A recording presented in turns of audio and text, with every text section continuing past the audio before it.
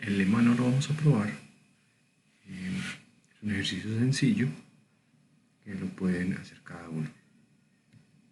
Vamos a pasar a definir inversas. Esta es una definición un poco más completa de lo que es la inversa de una función y es una definición basada en la composición de funciones,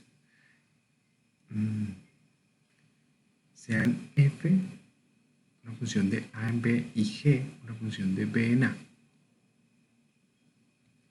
Primero, la función g es un inverso por derecha de f si f compuesto g es la identidad en b.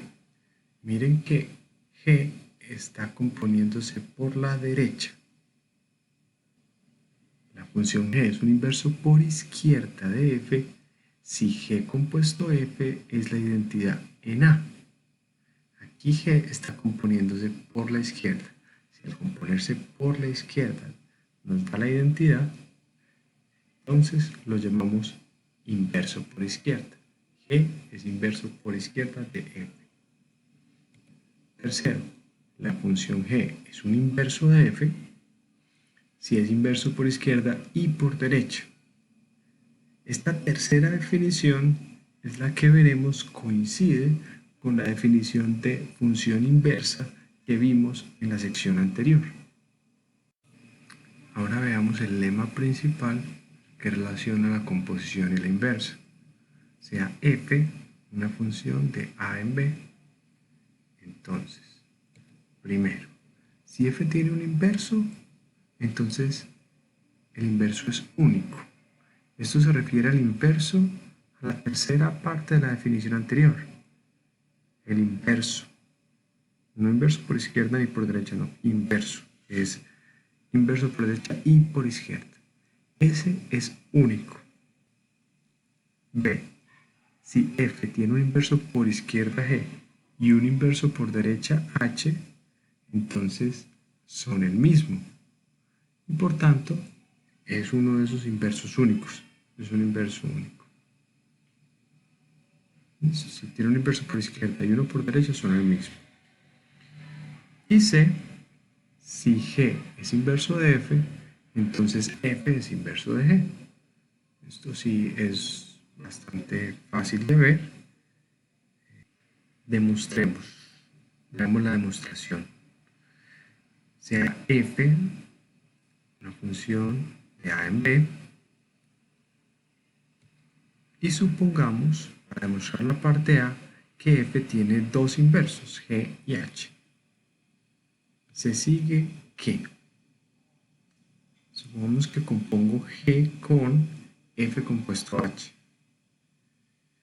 Como H es inverso de F, entonces F compuesto H es la identidad en B.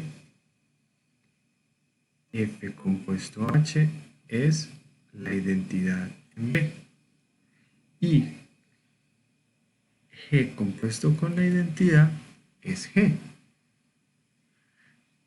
Por el otro lado, yo puedo asociar los dos primeros. Yo puedo asociar G con F compuesta H. Eso es porque la composición es asociativa. En este caso, como G es inversa de F, entonces es la identidad en A y al componerla con H obtenemos H.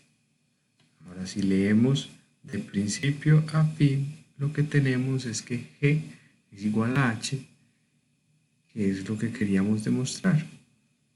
Es el mismo y es inverso por izquierda y derecha, y por tanto es el inverso. La parte B se demuestra casi idéntica que esta parte A, y la parte C es más o menos trivial. Una de las cosas interesantes de esta definición de inversa es que una función puede tener varias inversas. Veamos, por ejemplo, que una función puede tener varias inversas por derecha. Consideremos la función f de r en el intervalo 0 infinito definida por f de x igual a x al cuadrado para x en los reales.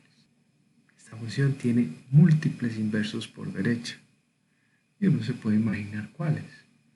Uno puede ser la raíz positiva y otro puede ser la raíz negativa de x. Por ejemplo, g de 0 infinito a r definida por g de z igual a la raíz de z es un inverso por derecha de f, pues f de g de z es f de raíz de z, que es raíz de z al cuadrado, que es z. Pero también h de 0 infinito en r, definido como h de z igual a menos raíz de z, también es inverso por derecha. Pues pasa lo mismo, f de h de z es f de raíz de z, que es menos raíz de z al cuadrado, que de nuevo es z. Satisface que al componer h por la derecha obtenemos la identidad. Sin embargo, esta función no tiene inverso por izquierda. ¿Por qué? Supongamos que sí, y tratemos de definirlo. Supongamos que m es un inverso por izquierda de f. Ahora, ¿cuánto valdría m de 4? Yo sé que 4 es 2 al cuadrado. Entonces, 4 se puede escribir como f de 2, 2 al cuadrado, ¿cierto? Ahora, m de 4 es igual a m de f de 2, pero como m es inverso por izquierda, entonces m compuesto con f debería ser la identidad y m de f de 2 debería ser 2. El problema es que, por otro lado, 4 también es menos 2 al cuadrado. Entonces m de 4 es m de f de menos 2. Y como m es inverso por izquierda de f, entonces m de f de menos 2 es igual a menos 2. Entonces tenemos que m de 4 por un lado es 2 y por otro lado es menos 2. Esto hace que no se pueda definir m bien. Está bien definido. Ahora veamos un ejemplo de una función que tiene varias inversas por izquierda. Consideremos la función p de 0 infinito en r definida por p de x igual a x al cuadrado. Noten que esta es diferente a la anterior. La anterior estaba definido para todos los reales y el codominio era de 0 a infinito. Entonces la anterior era una función que no era inyectiva, pero sí era sobreyectiva.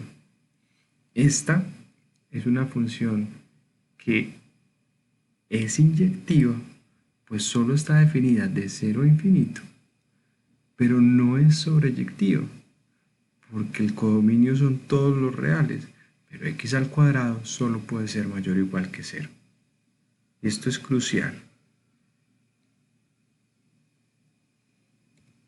Esta función tiene múltiples inversos por izquierda.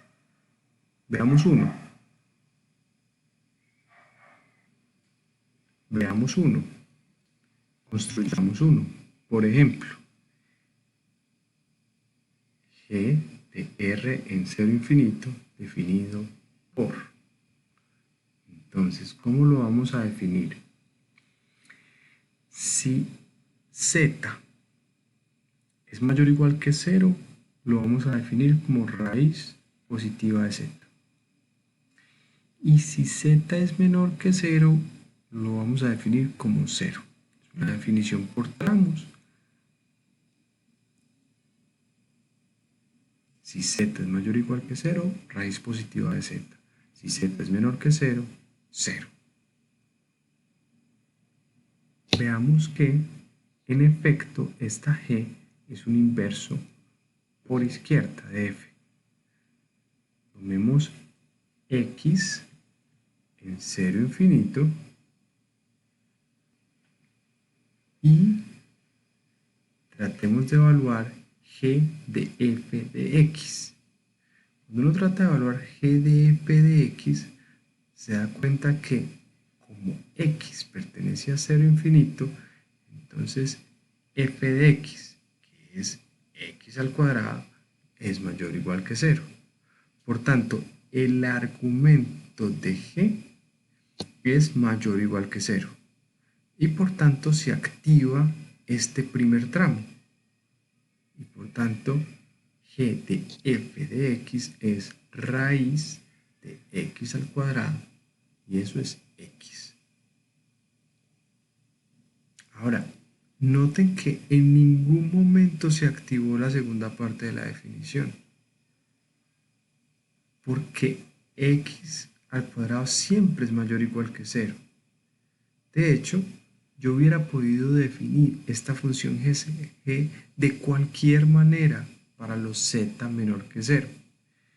En este caso son irrelevantes porque la imagen de f nunca llega a esa parte del dominio de g.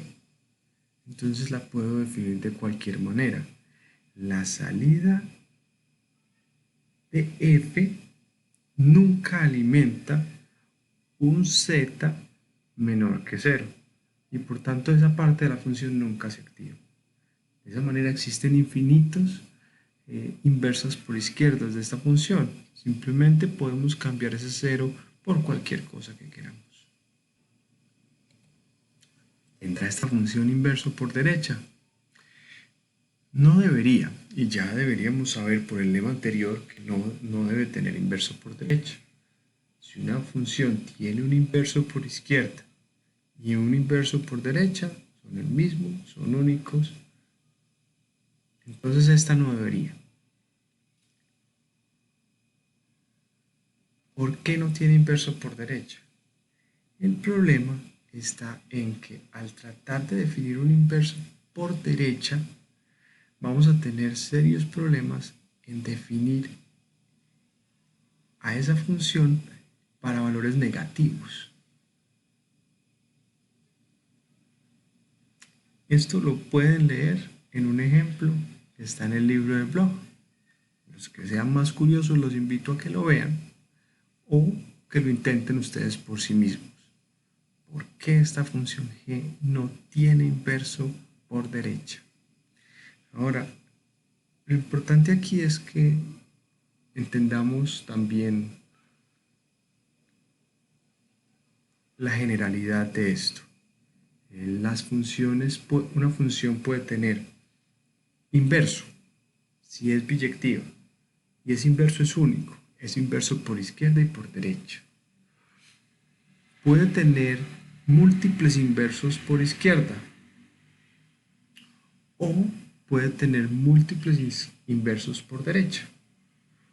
Lo que no puede tener es múltiples inversos por izquierda y múltiples inversos por derecha. También es posible que no tenga ni inverso por izquierda ni inverso por derecha. Y estos ejemplos nos sugieren en qué casos se da lo uno y se da lo otro. Cuando la función no es inyectiva, entonces debe tener múltiples inversos por derecha. Cuando la función no es sobreyectiva, como esta, entonces puede tener múltiples inversos por izquierda.